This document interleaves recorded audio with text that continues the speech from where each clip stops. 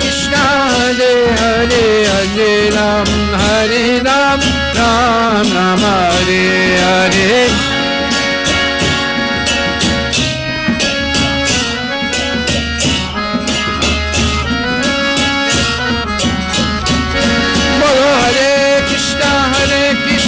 Krishna Krishna Hare Hare Hare Ram Ram Ram Hare Hare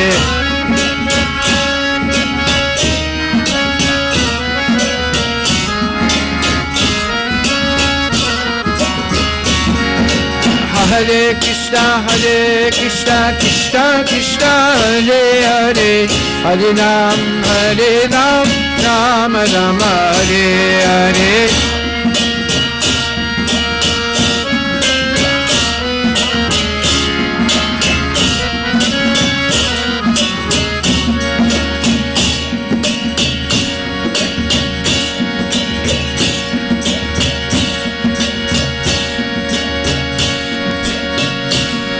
Om Namo Bhagavate Vasudevaya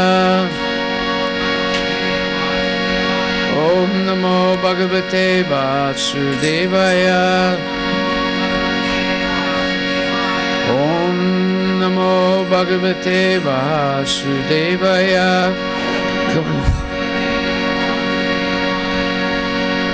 Narayanam Namaskritya Naram Cheva Narottamam Devim Saraswatim Yasam Tato Jayamudiraye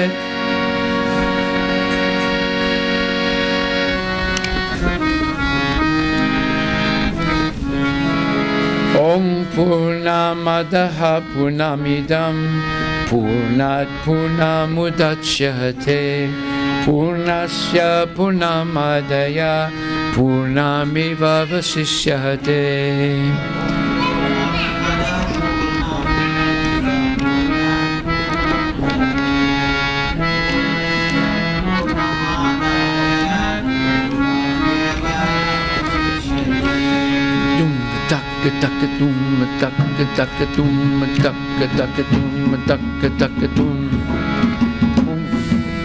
Isha Vaishyamidam Sarvam Jatkinja Jagatyam Jagat Tatena Taktena Bunjitaha Magritaha Kasyasvidanam.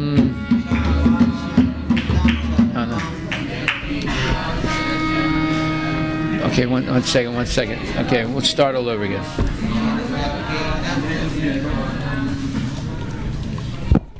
Wait a minute. Here.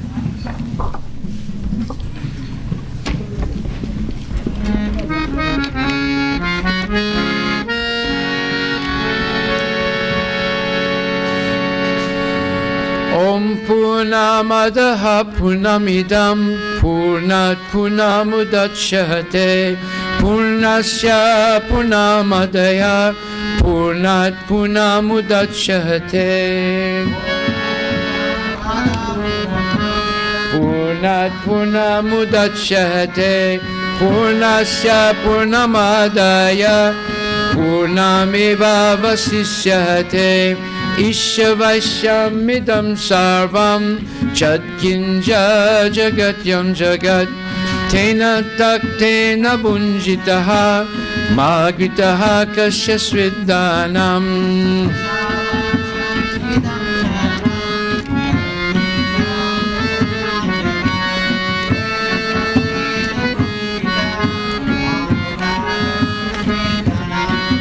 Kurvani Vaha Karmani Chajiva Chek Chatam Samaha Evam Dvayi Nanyate Tosti Na Karma Lipyate Nare.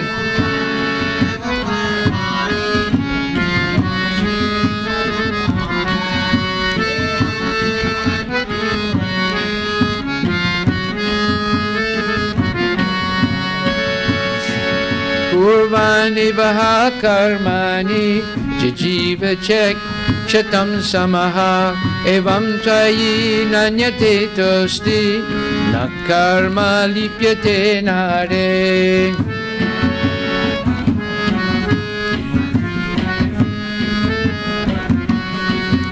sleeping.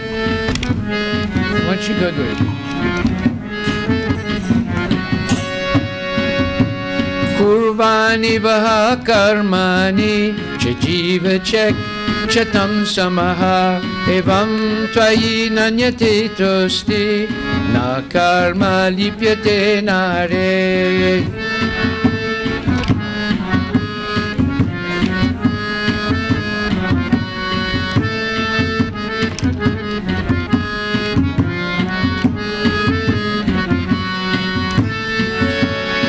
Asurya namate loka andena tamasavritaha tamste pritya bigachanti yeke chatma hanojanaha.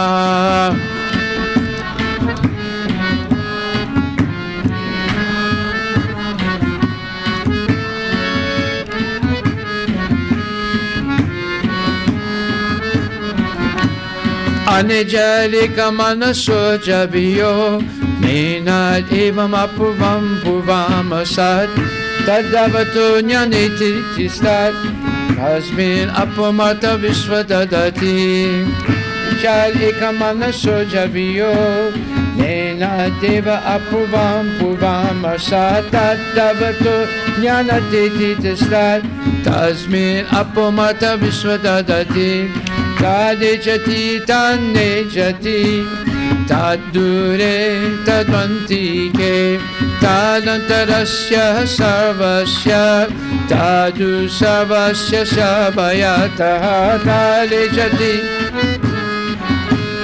tadure tadvantike tadantarasya sarvasya tadu sarvasya sabhayataha.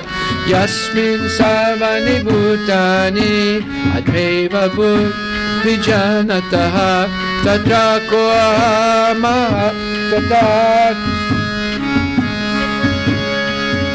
avabhuteshu chatmanam tattu na vijugupsate yastu sarvani bhutani atmani eva nupasyati savabhutesu chatmanam tatto na vijugupsyate yasmin sarvani bhutani admeva vijanataha tatako mohakoha soka ekatva manupasyataha.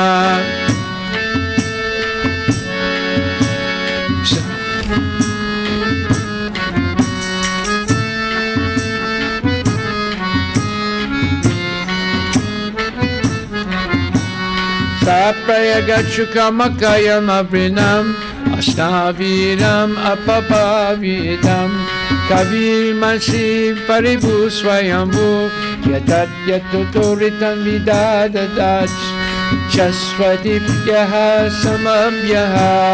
Saprayagachukam avrinam asnaviram sudam apapavidam kavimansi paribu swayambhu yatat yuturitam vidadadach chasvatipyaha samabhyaha andam tamaha pavisanti yesam bhutim upasyate tato bhuyaiva te tamo yayuvidyayam rataha. Andam tamaha pavisanti ye vidyam upasyate tato bhuyaiva te tamo yayuvidyayam rataha. Vidyam andam anyate bahur vidyaya anyadahura vidyaya iti susrumadhiranam yenastad vichakshire.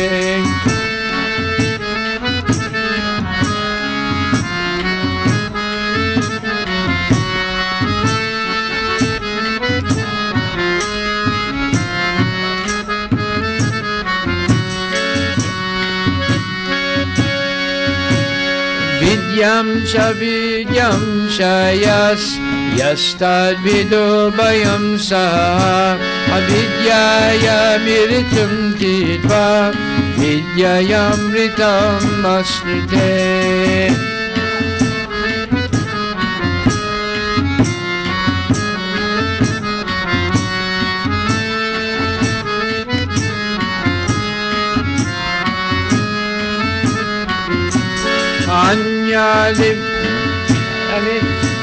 Andam tamaha pravishanti ye sambhutim upasyate tato bhuyaiva te tamo yayu sambhutam rataha.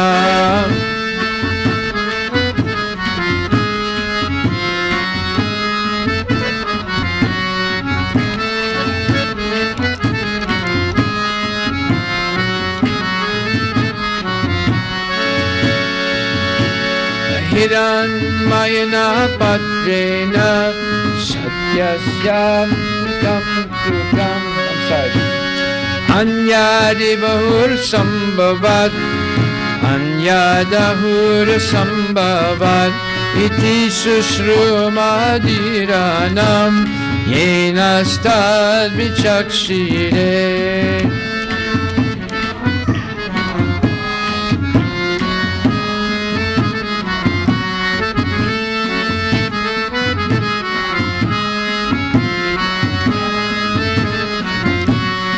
Hiranmayana patrena sambhutim cha vinasam cha yastad vido bayam saha vinasena miritum tidva sambhutam ritam asnute.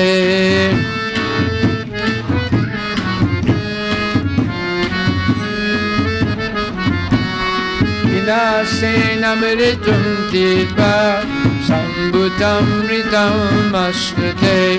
Hiranmayana patrena satyasya pihitam mukam tattvam pusamapavrinu satya dharmaya drishtaye.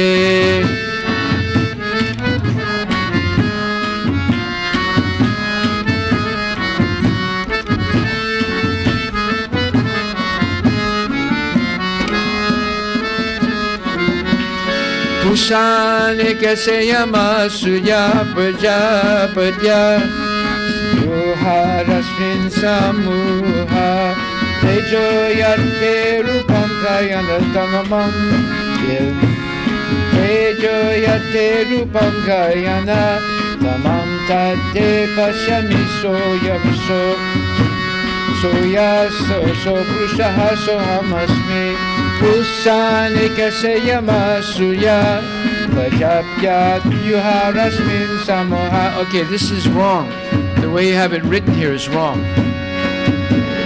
Prajapatya is on the second line. It's not on the first line. Can you correct that? Is it possible to correct? Prajapatya should be on the second line. That's why I wasn't able to sing it. It's wrongly. Prajapatya should be on the second line. You can't change it? Okay. Pusanika sayama. Pusanika sayama surya. Prajatyapya yurasmi samaha. Tejo yate rupam kayana tamam tamam. Tate pasyami so. Shavaso Purushaha Sohamasmi Pusanika Seyama Surya Prajapatya Yuharasmin Samoha Tejoyate Rupam Kayanatamam Tate Pasyami So Purushaha Sohamasmi Om Vayuranilam Amritam Atedam basmantam sariram Om kato smara kritam smara Kato smara kritam smara.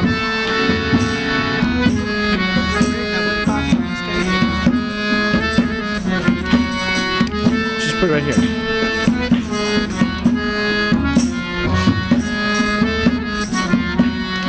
Om Agnenaya Supararaye Asman Vishvani Vayunani Vidvan Yodajma Churanameno Uyistam Te Nama Uktim Videma Akne Naya Supatarayasman Vishvani Deva Vayunani Vidvan Yodajma Churanameno Uyistam Te Nama Uktim Videma Om Tat Sat Hare Krishna,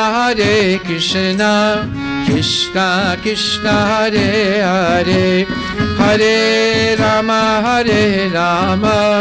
Rama Rama, Hare Hare.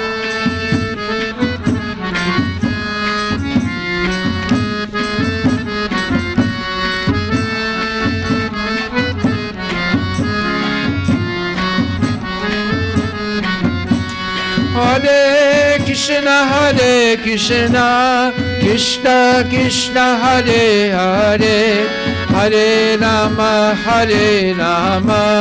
Rama Rama, Hare Hare. Hare Krishna, Krishna Krishna, Hare Hare, Hare Rama, Rama Rama, Hare Hare. Hare Krishna, Krishna Krishna, Hare Hare, Hare Rama, Rama Rama, Hare Hare.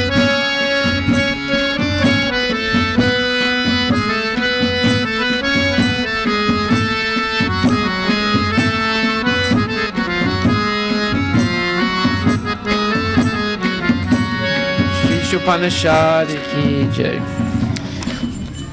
So if you have a blue Nissan Leaf, which is an electric car, so it's a unique car, right? They're junk cars, but they're unique. If you have a blue Nissan Leaf, AFV 4026, it is double parked. So please move your car. I don't see anybody moving, so it must not be here. Nobody has a blue Nissan Leaf, right? Okay, then it must be downstairs. Nobody has it. So they have to look downstairs. It's not here. A blue Nissan Leaf. Just say blue car. You'll understand. It's green? Okay. It must be downstairs, Prabhu. Okay, so now we're going to continue in the introduction. First of all, what are the 4 basic defects of every human being? Anybody? Yes. That's not one. Is not one. Yes. Illusion. Commit mistakes. Cheating. Yes. Huh? Imperfect senses. Okay. So first is mistakes, then is illusion, then is imperfect senses, cheating, and then is imperfect senses. Okay. So can anyone explain what a mistake is and what an illusion is? A mistake is due to perception. Mistaken perception. It's due to mistakes of perception, like hearing imperfectly or seeing imperfectly. And illusion is when we act upon a mistake. No, illusion is when you believe the mistake is true. And a delusion is when you act on that. And a delusion is a state of mind where you're acting as if the illusion is true. Right? Like you are considering your body as your own. Yes, that's the ultimate illusion. And then you spend the rest of your life trying to please your body. That means you become a nobody in the next life. Okay, so then what are the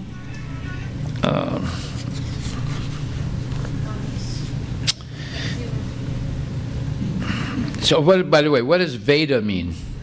Veda means knowledge. What does Vedanta mean? The culmination of knowledge. Yeah, the conclusion of all knowledge. So Prabhupada's name is Bhakti Vedanta. So what does that mean? Knowledge based on devotion. Yeah, that in other words, the conclusion of all knowledge, or the summation of all knowledge, is bhakti, pure devotion. So anyone who is engaged fully in devotional service has achieved the finality of all Vedic knowledge, the conclusion of all Vedic knowledge, right? Okay, so what is Varnashrama? For us is the order of society. We have the social orders. Varnas. Then you have ashramas. Based on? Guna and karma. Guna and karma, quality and work. Okay, so the Varnas are? Brahmacharya, Kshatriya, Shudra. And Brahmacharya, Grihastha, Vanaprastha. Those are the ashramas. Okay. What's the origin of the name Hindu?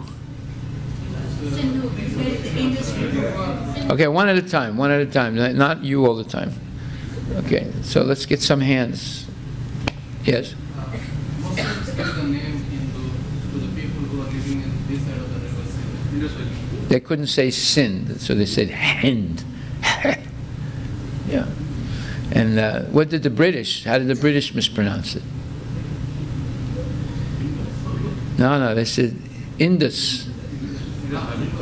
Yeah, they're drinking too much liquor. Instead of saying Sindhu, Indus, you know. So that's where the name Indian comes from. Right.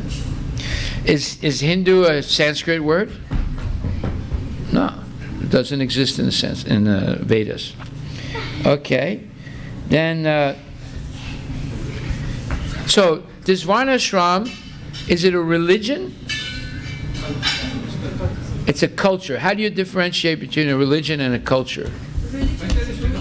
Wait a minute. Okay, raise your hands. I'll call on somebody. Okay, let's try Sanskriti. Religion is a belief and culture is a thing you Development point. What? Say no. Wait a minute. Don't interrupt her. What did you say? Culture is? So religion is your belief and culture is what you do every day. Where's it? Right. The culture. Go ahead. Culture is based on education, how you do things, how you eat, how you sleep, all those things, right? Okay. So, therefore, then next point is how should we accept the Vedic knowledge? Oh, go ahead. Let's don't call these things out. I want to see if people know it. This is a test, right? If you know the answer, that's good. Yeah. What does that mean? What is an axiomatic truth?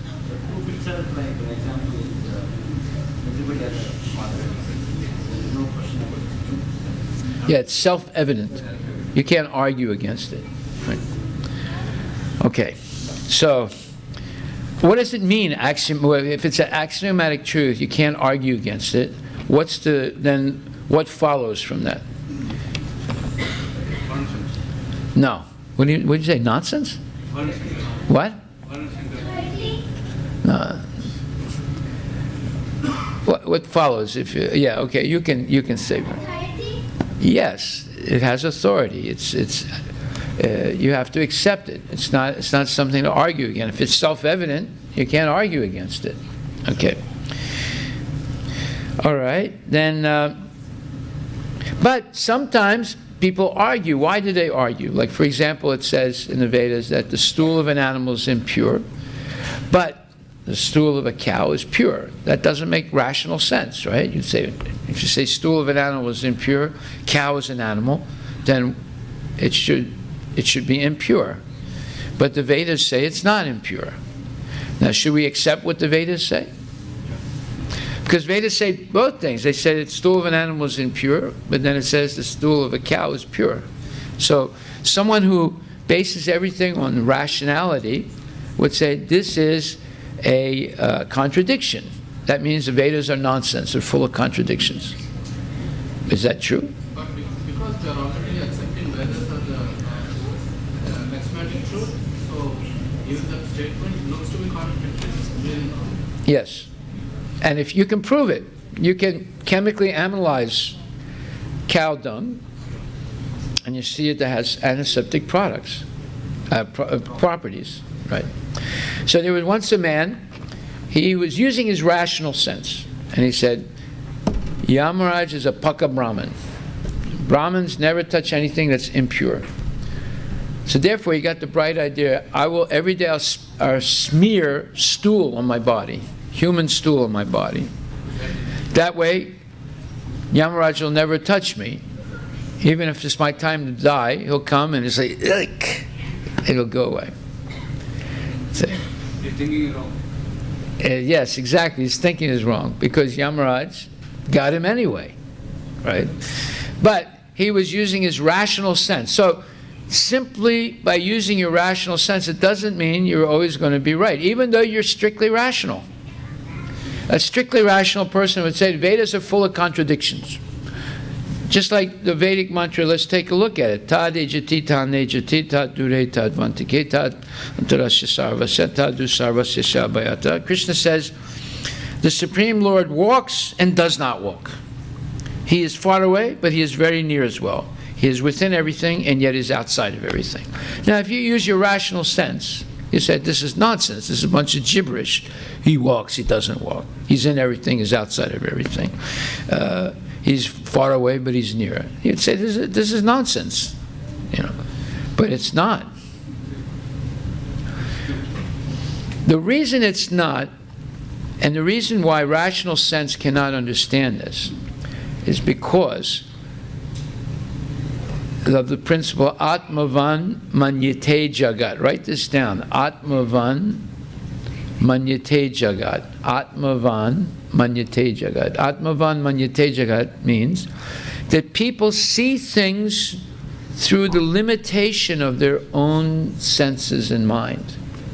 Just like once two fish were looking at the moon, and one fish said to the other, "Hey, what's that up there?"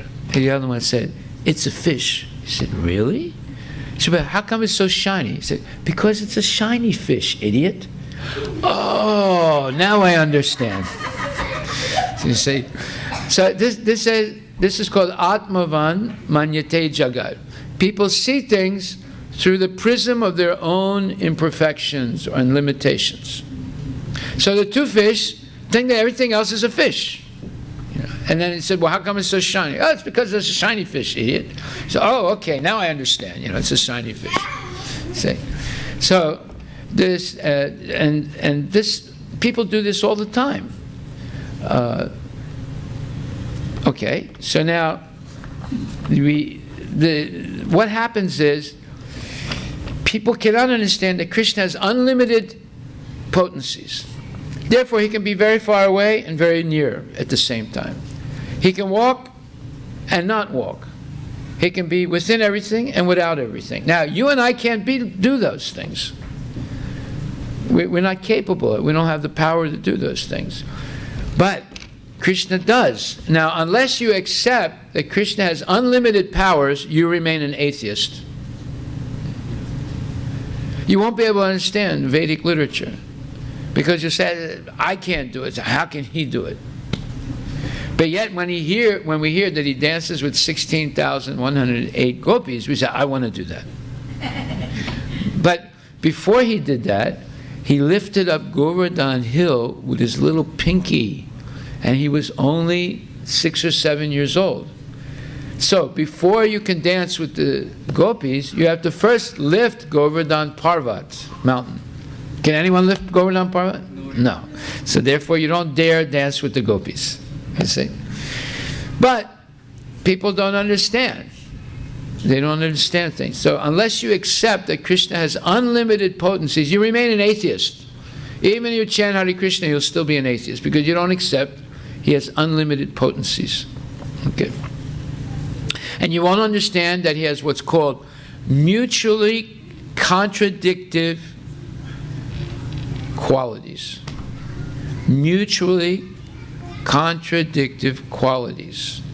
So you have Atmavan Manyate Jagat, and now you have mutually contradictive, or contradictory, I'm sorry, not mutually contradictory qualities.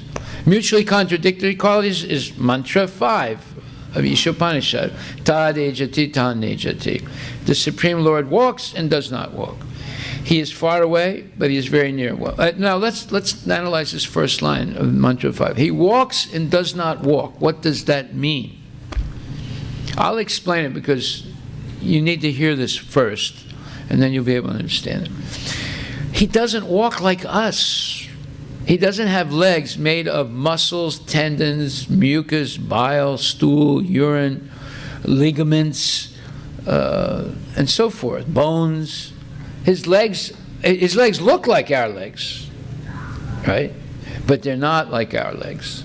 His legs are made of what? Our legs are made of what I just described, right? Earth, water, fire, air, ether, and also mucus, bile, stool, bones, ligaments, tendons, blood, veins, right? What are Krishna's legs made of?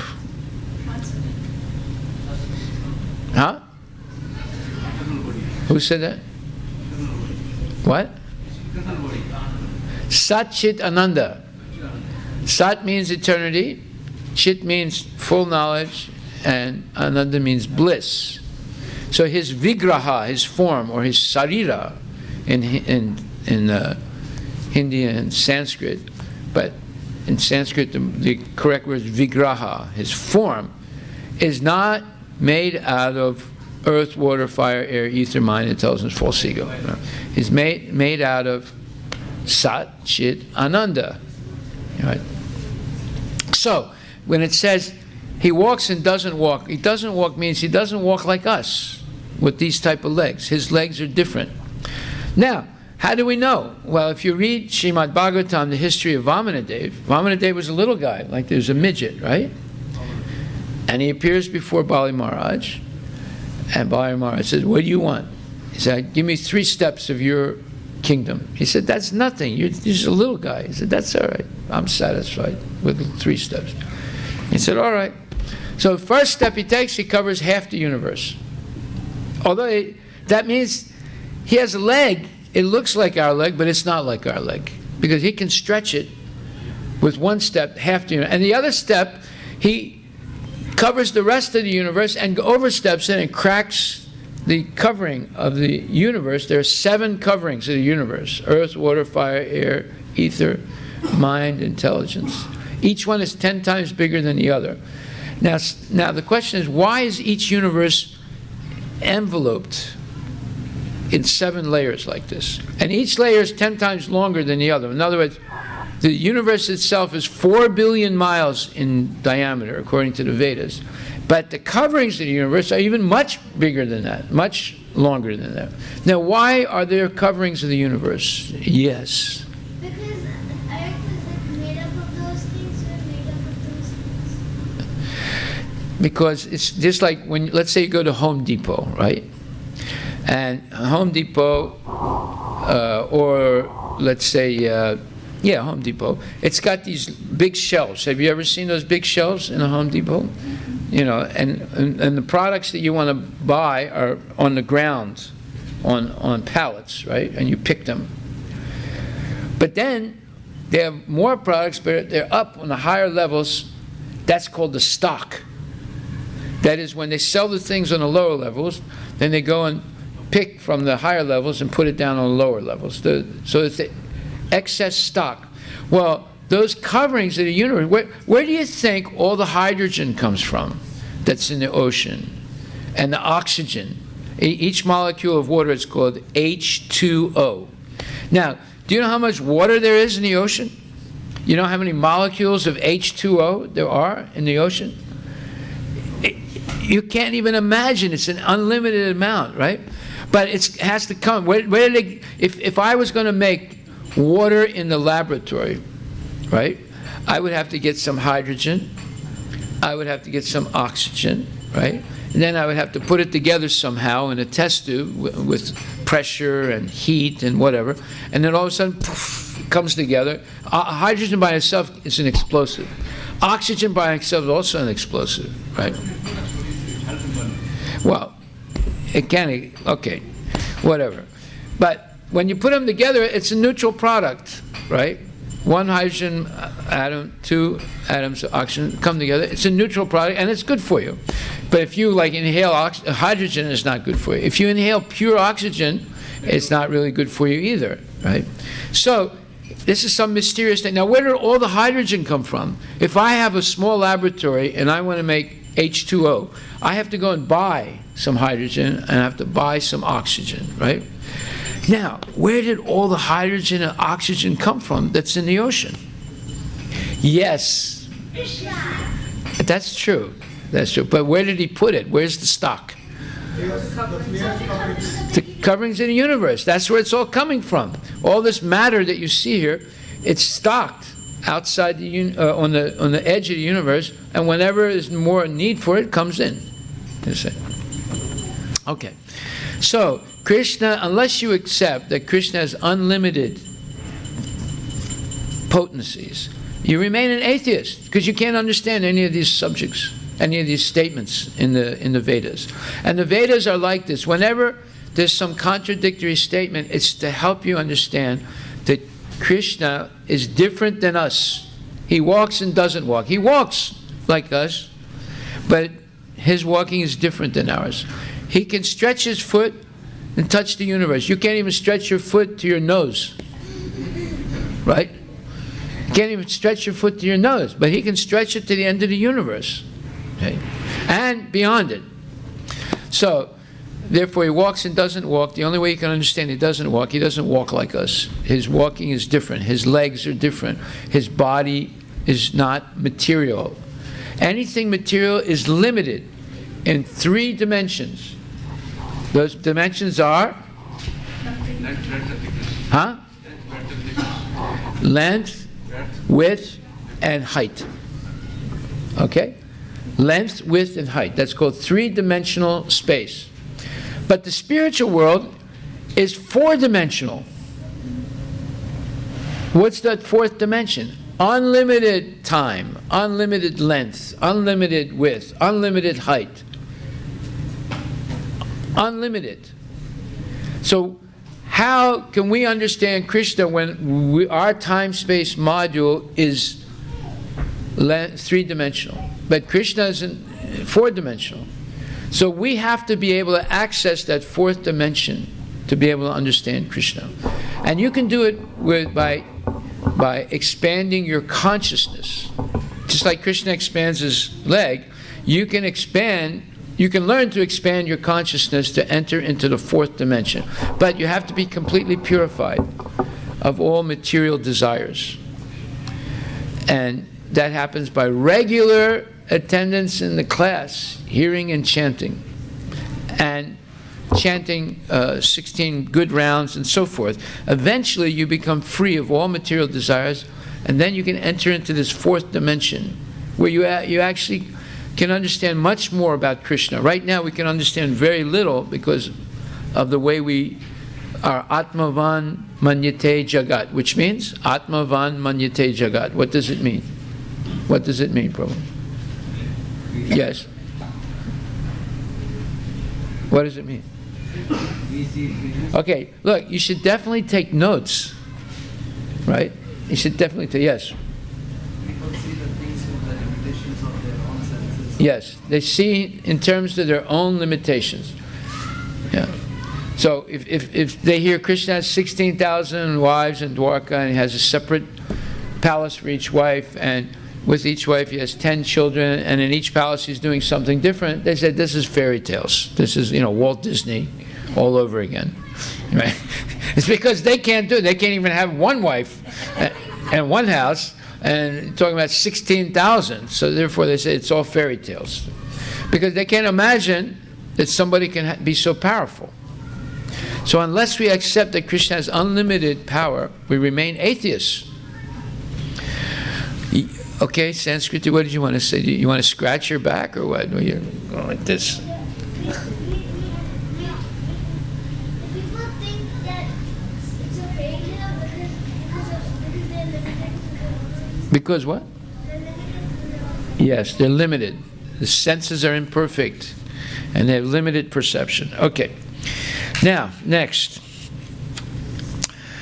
There are three kinds of evidence called pramana. What are they? Let's see, wait a minute. Yes?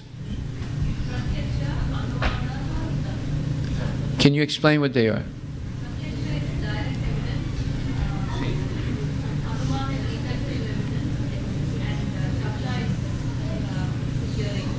Okay, so explain a little bit more. When you say pratyaksha is direct evidence, how do you perceive it?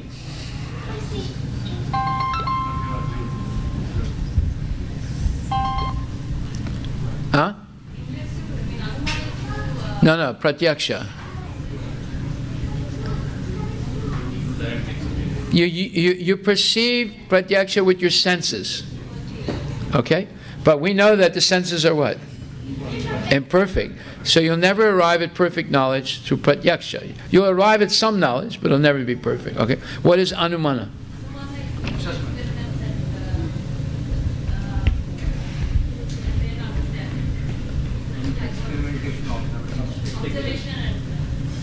Yeah, for classical example, if there's smoke, there must be fire, right? It's indirect knowledge based on symptoms of something. And then but it's, again, senses are imperfect, right?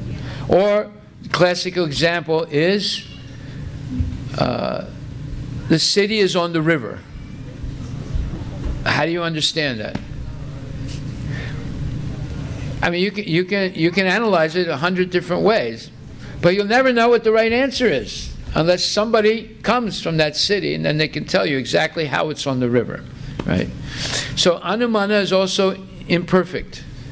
You get some knowledge from anumana, but it's imperfect, all right? And anumana is called inductive knowledge. What does inductive mean? You know Sanskrit? Yeah, it's experimental, it's speculation. Very good. What is it based on? When you say experimentation, what is it based on?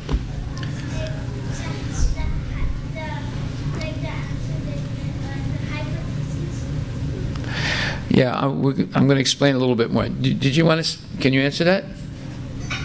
Okay, anumana is based on observation, experimentation, and then you try and make a model based on all the information you get, and if that model can predict things, then it comes to the level of a scientific theory. It doesn't mean it's the truth, absolute truth, but it becomes a scientific theory, especially if it can predict 51% of the time what's going to happen, right? All right, you understand? So it's observation, experimentation, and then a hypothesis is a guess.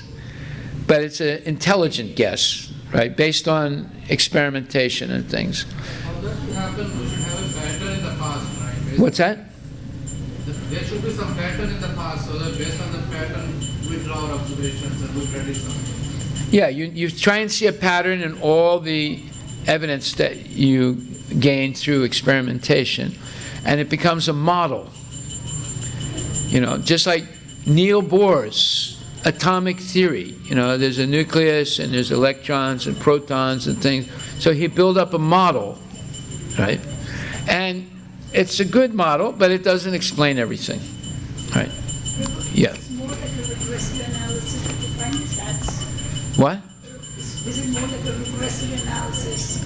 We find it in statistics and all that.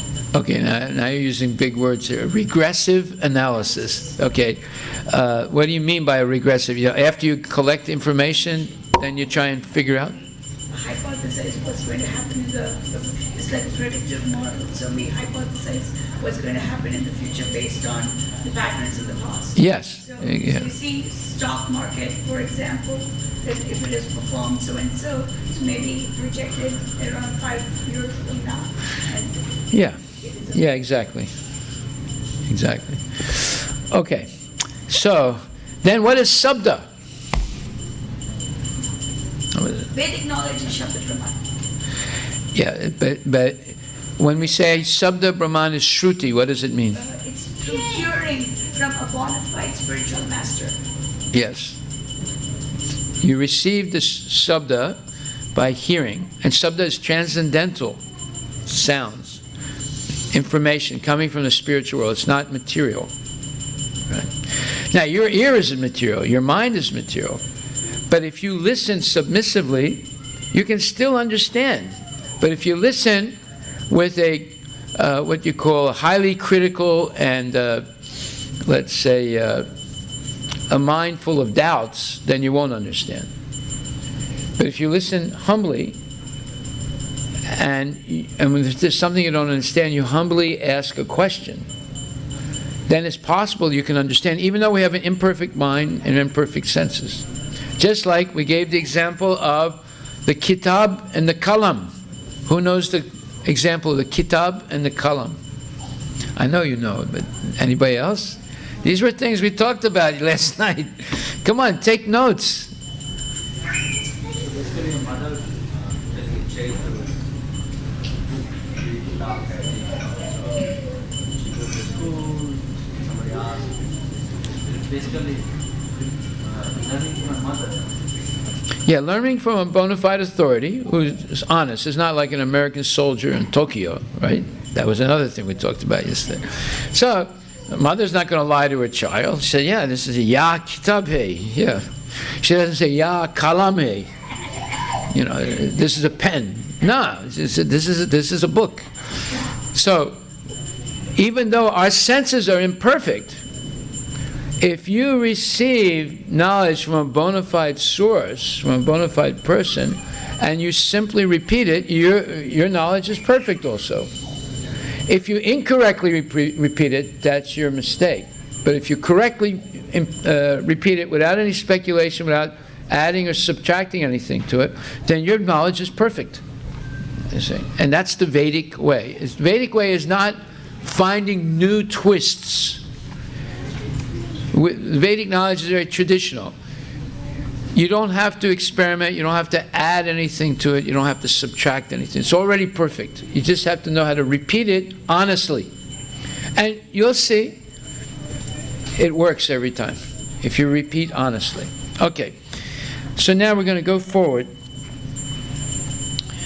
So we discussed Shruti, we should discuss Sabda, we discussed Pratyaksha, Anumana, and we discussed inductive reasoning, and there's a thing called deductive reasoning. Let's discuss that. We're going to come up to that in a minute. What is deductive reasoning? We know what inductive reasoning is. It's the scientific method, right? There's experimentation, there's evidence, and you try and see if there's a pattern, and try and construct a model, and if that model predicts things with relative accuracy, then it's something like a scientific theory. Yes, what's deductive knowledge? Huh? You accept things as it is without experimentation. Okay, now I'm going to give you a little bit of a subtlety here. There's two types of deductive knowledge. There's imperfect materialistic deductive knowledge, and there's perfect spiritual deductive knowledge. Yes? So it is like there is an object and you don't know what that object is. And you say that this is not this. You are arriving at that object and saying no to it basically. And at the end you say that this is not this, so it has to be this thing.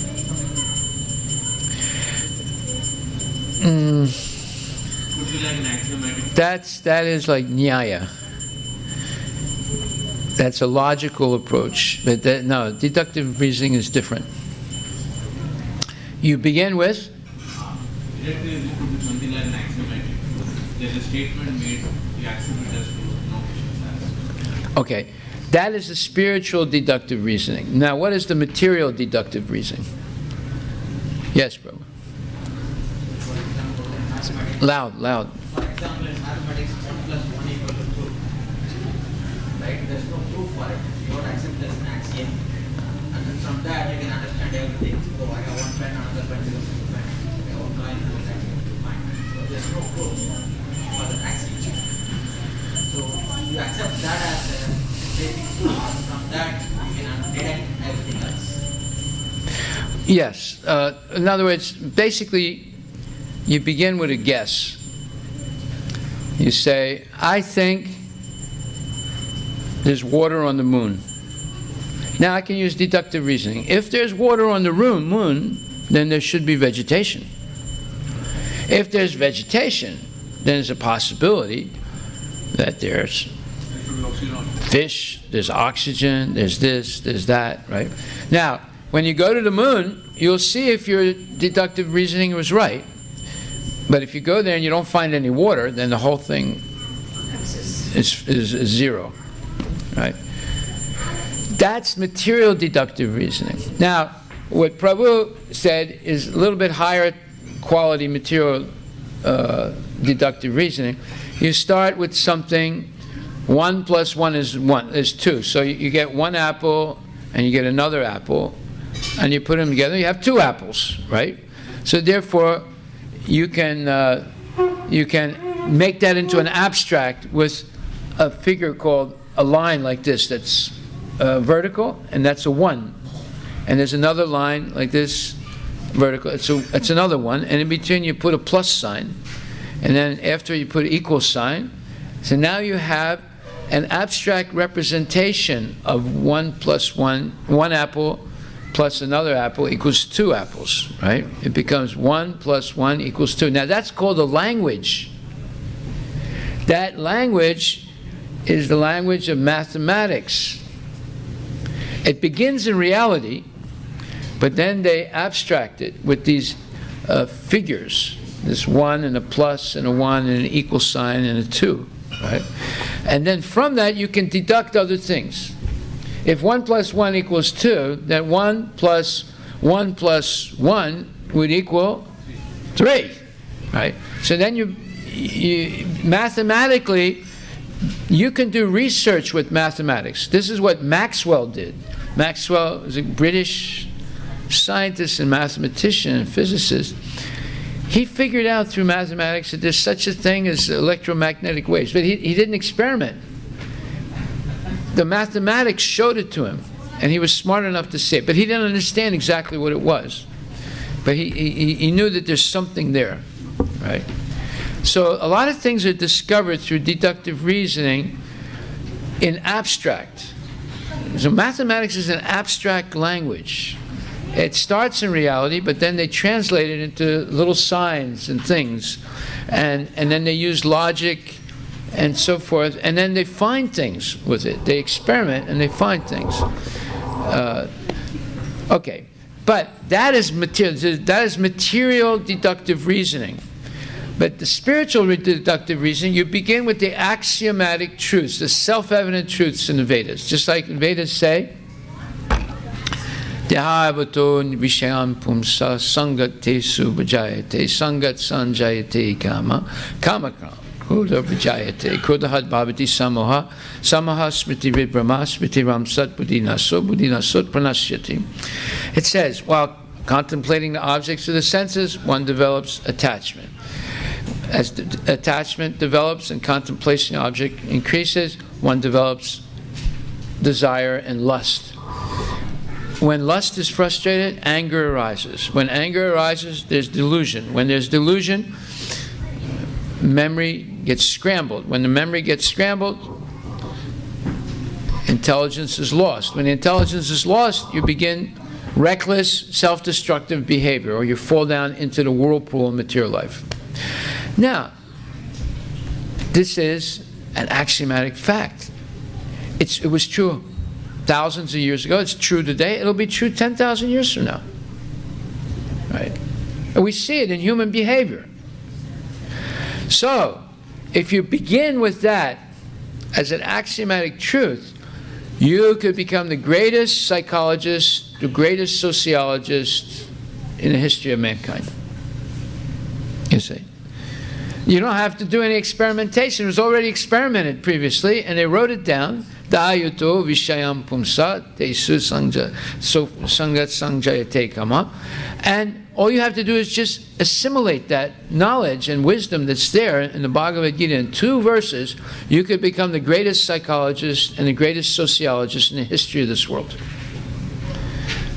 You wouldn't have to take Sociology 101, Psychology 101, 102, 109, 134. You wouldn't have to go through all those courses. You just understand those 2 verses of Bhagavad Gita. You see? So, if you begin with the axiomatic truths of the Vedas, it saves a lot of time and experimentation. You know where to start. All you have to do is validate what's already been validated through modern experimentation. And then you become, like for example, it says that the moon is farther away than the sun. Now, scientists today say the moon is closer, much closer than the sun. The Vedas say the moon is 20 times bigger than the sun. And scientists say, no, the sun is much bigger than the moon. Now, this is not a new thing. Over 500 years ago, people said that the world is flat, right? And that the sun revolves around the earth. But then it was proven that the earth revolves around the sun, and the earth is not flat. Now, you see, they turned the science that was existing before upside down. And they became brilliant. Galileo became brilliant. Copernicus became a brilliant scientist because they were able to correct these wrong assumptions, right? Well, there's still wrong assumptions. Scientists don't really know what's happening in space. All they have done is gone 400 miles into space, that's all. They haven't really gone farther than that. The manned space station, only 400 miles. So, you see, if you begin with the axiomatic truths of the Vedas, as Subhash Chandra Bose did, Subhash Chandra Bose read the Vedas. He didn't let the British know that he read the Vedas, otherwise they would say, oh, this is religion. That's not scientific. But he began with some axiomatic truths from the Vedas, and he proved that plants have the same emotions as human beings. And he developed the electrical machines to measure the emotional response of plants to stimulus. He's a brilliant man. So, if we begin with axiomatic truths and accept them, then all you have to do is experiment to prove that they're true. You already know they're true. It's not going to be hard to do it. Okay. Yeah. You said in Bhagavad Gita verse 262 and 63. Okay. Now, the Prabhupada says here, the actual aim of Vedic research is to find out Krishna. Jai, Shri Radha Nilamadhava ki jai. Nama Om Vishnu Padaya Krishna Vistaya Bhuti Simati Bhakti Namaste Namaste. Now, there's a verse, 15th chapter, 15th verse. Sarvasya chaham ridi sanivisto matak smriti jnanam apahanam cha vedaischa sarviraham eva vedyo vedanta krit vedavid eva chaham. This says that Krishna, vedaischa sarviraham eva vedyo, Krishna is the goal of all Vedic knowledge. Well, that's what Prabhupada says here. The actual aim of Vedic research is to find out Krishna. So, Prabhupada dared the scientists. He said, dare prove to me, I dare you to prove to me that Krishna doesn't exist. They dare Prabhupada, prove to us that Krishna exists. He dared them. You prove to me that he doesn't exist. You say. Huh? They can't do that. No. So, Prabhupada is brilliant. He's the most brilliant scientist. Okay. Now, therefore, the Krishna consciousness movement is completely authorized from Vedic principles. In the Bhagavad Gita, Krishna says the actual aim of Vedic research is to find out Krishna. In the Brahma Samhita, it is also stated, Krishna, Govinda, has innumerable forms, but they are all one. They are not like our forms, which are fallible. His form is infallible. So you can learn these two words, fallible and infallible. What does fallible mean? What does infallible mean? Fallible means something that is... No, raise your hand. And anybody else know what fallible? Yes.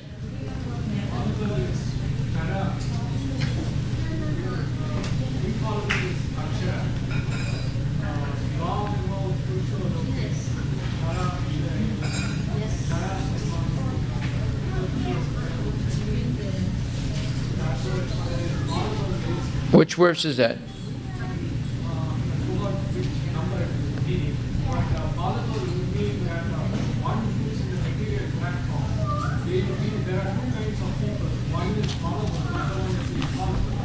Followable are the persons who are living this platform, and infallible are the persons who are leaving the platform. Okay, but you didn't really explain. Fallible means you can make mistakes, and infallible means you don't make mistakes. All right? Oshara and Akshara.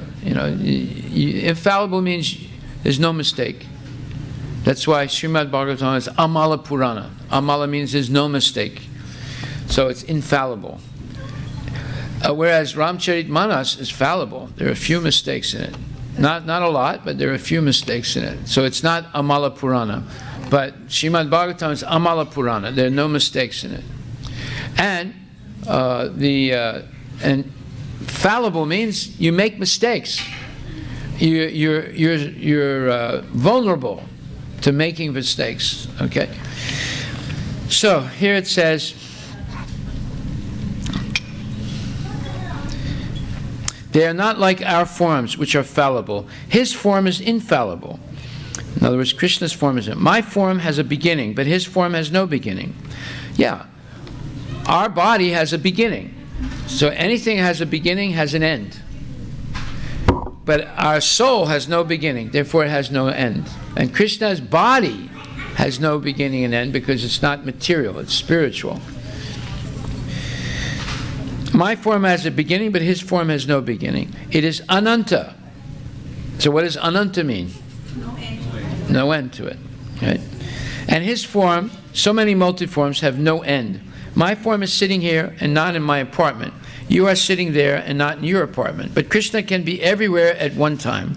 He can sit down in Goloka Vrindavan, and at the same time he is everywhere, all-pervading. He is original, the oldest. But whenever you look at a picture of Krishna, you'll find a young boy, 15 or 20 years old. You will never find an old man. So, who painted God as an old man? In Bible? The Greeks painted Zeus as an old man.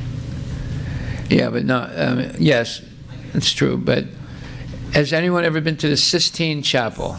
What did you see up on the ceiling? So when God is represented as an old man. Yeah, he has gray hair, his wrinkles. And then Adam is holding his hand up with this. So the Catholics got it wrong. Michelangelo, who's a great scientist, he got it wrong. He didn't know Advaitam, Achutim, Anadim, Anantarupam, Adyam, Purana, Purusham, Navayovanam cha. Navayovanam cha means that Krishna's form is eternally a pristine youth. So when you go to the Sistine Chapel, you can go on the internet and see it.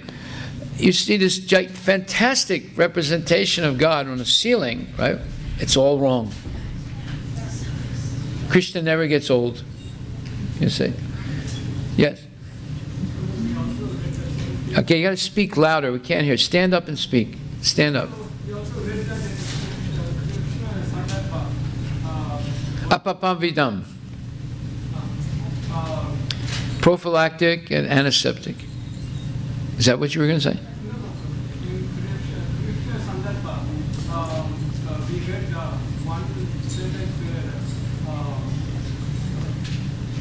there are people who say that Krishna and Balarama are from the white and black strings of hair, which is totally false. Yes. Time does not affect Krishna. He is above all these things. And he is ageless and he is never here. Yes. Exactly right. Okay. Huh? There you go. There's the old man. Mother is saying God is so angry that nobody will approach God. It's so scary. Well, that's... At least he's not a terrorist. Kill the kafirs. Okay. So even great personalities, even a great institution like the Catholic Church can make a major mistake and misrepresent who God is. You see? So that's why I said whenever there's a book It could be the Bible, it could be the Quran, it could be the Torah, it could be Buddhist writing, it could be anybody's book. When they say something that is similar to the statements in the Veda, that's called Veda also. But if they say something that's different than the statements in the Veda, that is nonsense. So now you have an absolute criterion to judge knowledge. There's a lot of false ideas masquerading as knowledge in this world, but you won't know unless you know the Vedas. And then you have a quick reference right there. But without the Vedas, it could take you, like for example, it took people 80 years to figure out that communism doesn't work. 80 years, and 60 million people died. And then they figure out it doesn't work, and then they change the system. Right? So that's the problem. When you deal with speculation, it's like death. It can cause the death of so many people, and you might die without ever knowing the truth because of speculating. But if you begin with the axiomatic truths of the Vedas, then you could read Karl Marx and see if there's any truth in his book or not. You could read the Bible and see what's true and what's not true. You can read Ramcharitmanas, you know what's true, what's not true. You could read Srimad Bhagavatam, which is Vedas, and you'd see it's all true. So, accepting the Vedic knowledge as axiomatic truth is absolutely essential for advancing in spiritual life. And secondly, essential thing, accepting that Krishna has unlimited potencies. We don't have that. He has that. Otherwise, one remains an atheist. One will never understand who Krishna is if they impute on him our limited energies and potencies. He can sit down in Goloka and Vrindavan at the same time. He is everywhere, all-pervading. He is original, the oldest. But whenever you look at a picture of Krishna, you'll find a young boy, 15 or 20 years old. You will never find an old man. You have seen pictures of Krishna as a charioteer from the Bhagavad Gita. At that time, he was not less than 120 years old. He had great-grandchildren, but he looked just like a boy. Krishna. God never becomes old. That is his supreme power. And if you want to search out Krishna by studying the Vedic literature, then you will be baffled. In other words, if you read the Vedas without proper guidance, you'll get confused because you'll use Atmavan Manyate Jagat as your criterion to try and understand it. And you use mundane logic. And the Vedas, another word for the Vedas is a rope. A rope ties you up. When you read the Vedas, just like Hitler, he read, and his top German Indologist read the Vedas. In other words, one of the top Indologists of all time, Western European Indologist, was Max Muller. He became the expert in the Vedas, right? But it didn't help the Germans. They assumed that Aryan means some kind of physical attributes like tall, blonde hair, blue eyes, Teutonic bodily structure, and that and then the swastika, it became a symbol of Nazi socialism. But that's not the symbol. That's not what the swastika is about. The swastika is about harmony with Krishna, by being in harmony with the Lord, by following his instructions. Hitler studied the Vedas without a guru, and what did he do? He made a mess of the whole thing. Because he just speculated. He didn't use the Vedic knowledge for its intended purpose, which is to go closer to Krishna. He went farther away. Yeah. To this day, in the Western world, the word Aryan is considered to be a bad word. Yes. And the word swastika is also considered to be a bad word. Yes. I mean, like it's, I don't want to mention other bad words, but it's put in that level. And well, that's because of the misinterpretation and the example of the Nazis and Hitler. But Aryan means a civilization whose goal is to go back to Godhead. And they train the people, right? Through the government institutions, through the society, through the culture. They train people right from birth to go back to Godhead. That's an Aryan. It's not pronounced Aryan, it's called Aryan. And then Krishna tells Arjuna in the 2nd chapter,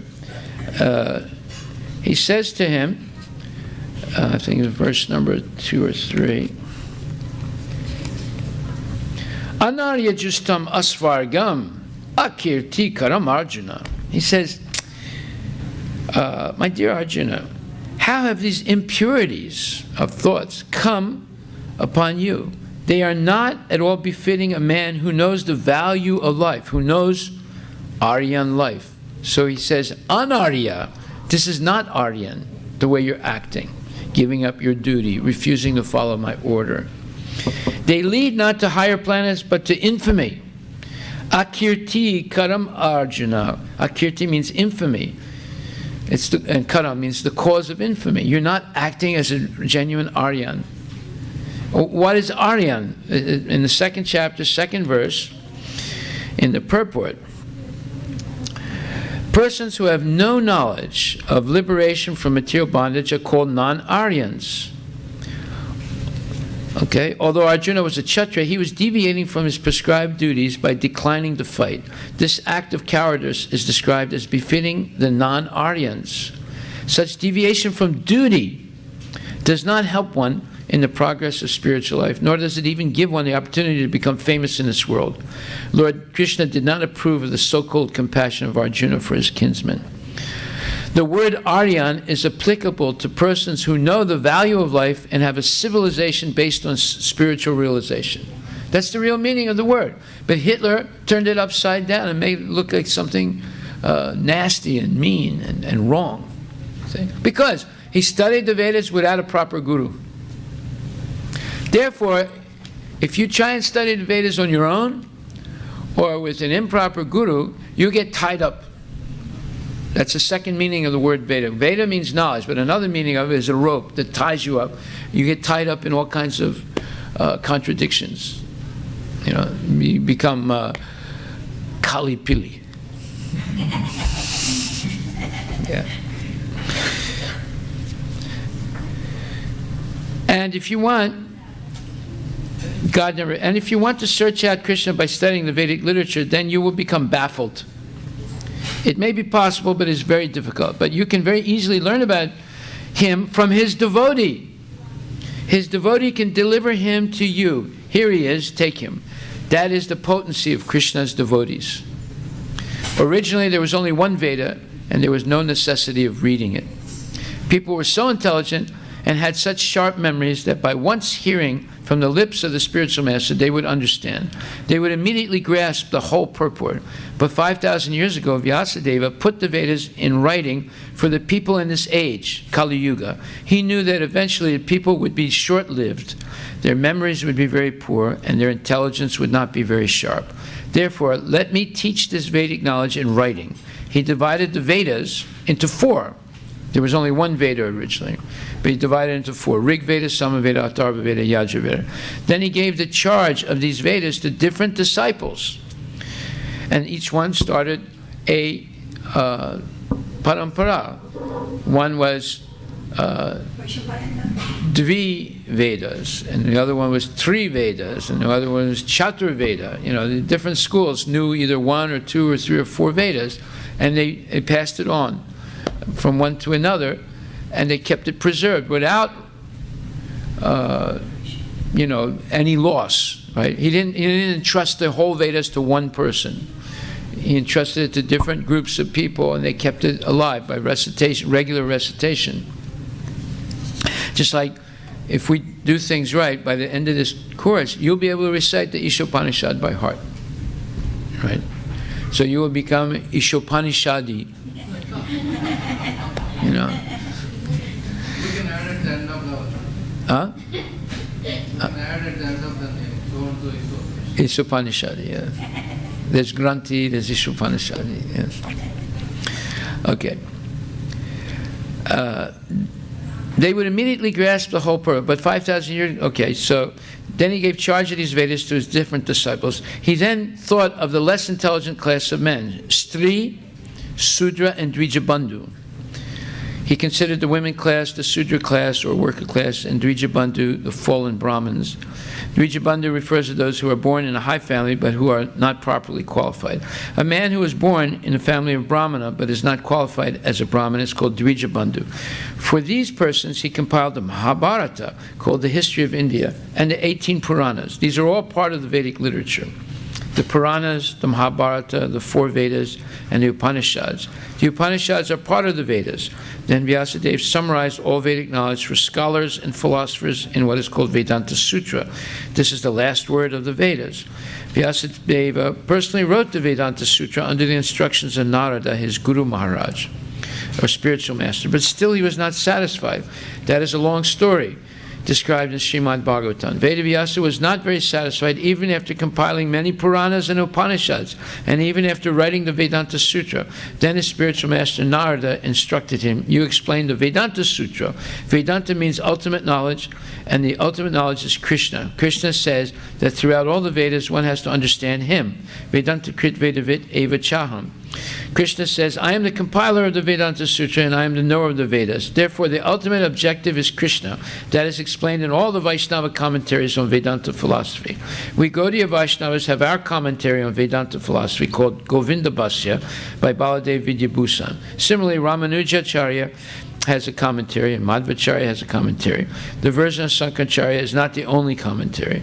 There are many Vedanta commentaries, but because the Vaishnavas did not present the first Vedanta commentary, people are under the wrong impression that Sankaracharya is the only Vedanta commentary. Besides that, Vyasadeva himself wrote the perfect Vedanta commentary, Srimad Bhagavatam. Srimad Bhagavatam begins with the first words of Vedanta Sutra, Janma Dasya Yata. And that Janma Dasya Yata is fully explained in Srimad Bhagavatam. The Vedanta Sutra simply hints at what is Brahman, the Absolute Truth. The Absolute Truth is that from which everything emanates. This is a summary, but it is explained in detail in Srimad Bhagavatam. If everyone is emanating, if everything is emanating from the Absolute Truth, then what is the nature of the Absolute Truth? That is explained in Srimad Bhagavatam. The Absolute Truth must be consciousness. He is self-effulgent, svarat. We develop our consciousness and knowledge by receiving knowledge from others. But for him, it is said that he is self-effulgent. The whole summary of Vedanta knowledge is the Vedanta Sutra, and the Vedanta Sutra is explained by the writer himself in Srimad Bhagavatam. We finally request those who are actually after Vedic knowledge to try and understand the explanation of all Vedic knowledge from Srimad Bhagavatam and the Bhagavad Gita. So we just finished the introduction. Prabhu, I have a question. Yes.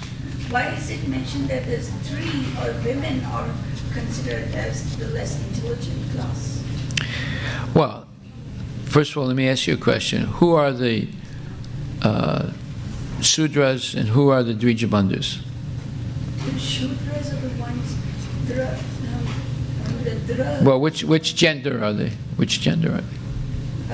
it includes both. Shudras include both male and female. It includes male. And how about Dvijabandhus? Dvijabandhu, they're born in a high family, but they're not qualified. So here is specifically mentioned a man who was born in the family of So they're all men. The Dvijabandhus are all men. So Shudra is also a man? In general, the Sudras are men. And then, so you have 2 designations of men and 1 designation of women. So in other words, everyone is fallen in Kali Yuga. That I readily accept, but why is a woman named as less intelligent? And what is the standard of intelligence that is mentioned? Okay. Would you say that Madonna is intelligent? Absolutely not. Okay, so that's who they're talking about, people like her, women like her. Would you say Kunti is not intelligent? No, she's very... Okay, so it doesn't include devotee women. It includes non-devotee women who are, and even devotee women, they have to be upright. They can't be, mixed, right? So, but as a class, just like as a class, the Sudras and the Dvijabandhus are less intelligent. And they're all men. And as a class, women who are not fixed up devotees are less intelligent also. Just like Madonna, Elizabeth Taylor, Miley Cyrus, Angelina Jolie, all these people. They're all low-class people. But it's mentioned that Vedavyas wrote the Purana, the Mahabharata, and all those for those women. But why? Oh, he doesn't just say women. He says women, And Shudras. Sudras, and Dvijabandhus. Dvijabandhus are all men. They're all those Sri Vaishnavas that are working in Microsoft. No, don't laugh. It's a fact. It's a fact. So it's not just women. It includes everyone who's not a fixed-up devotee, whether they're man or woman. And the fixed-up devotee is someone like an Arjuna. Kunti, Arjuna. Kunti is a woman, Arjuna is a man. Okay, All right? I can accept. Yeah. Not ever accept. Haribol.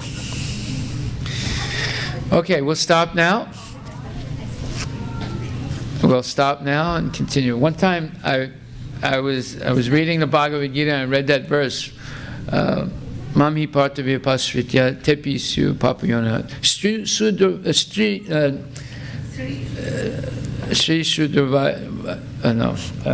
tepi su papayona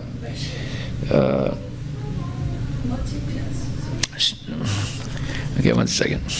I get all mixed up when I get a little excited here. Mamhi partavya pasrita striyo vaisas tata sudras tepiyanti param gatim. So this one feminist was in the audience when I was reading this, and I said, women vices. As soon as I said women, she said,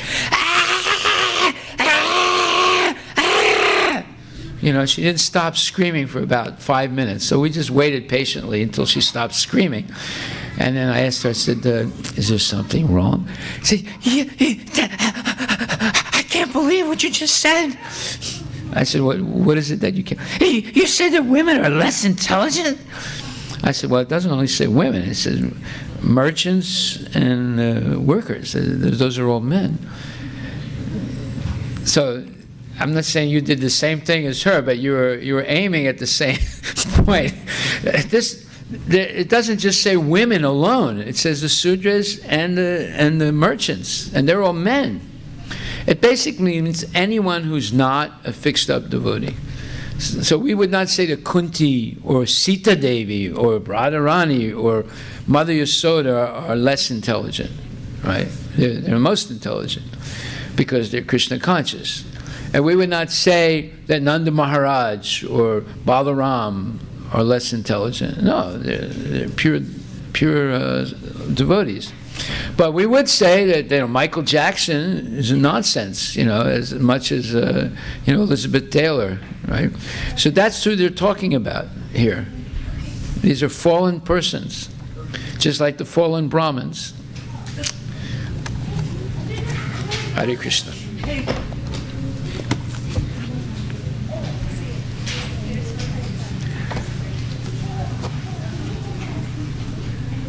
Srila Prabhupada ki jai.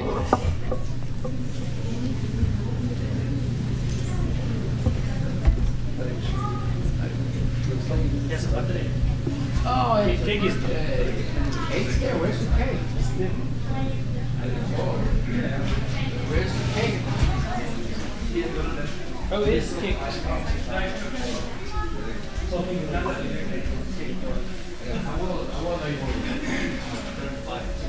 Five.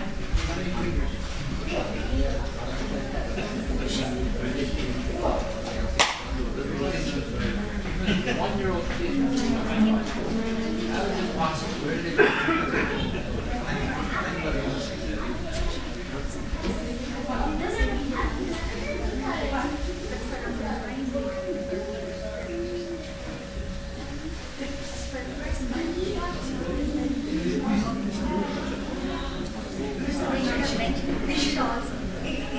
It was not mentioned.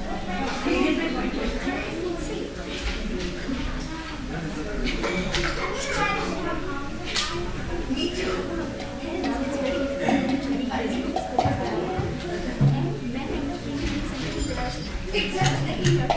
Exactly. How was it? It was not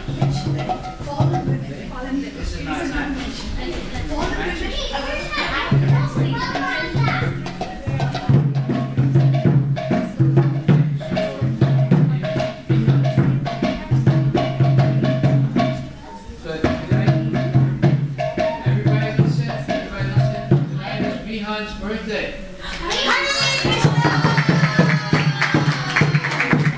Phoenix, come here. Oh, little Phoenix.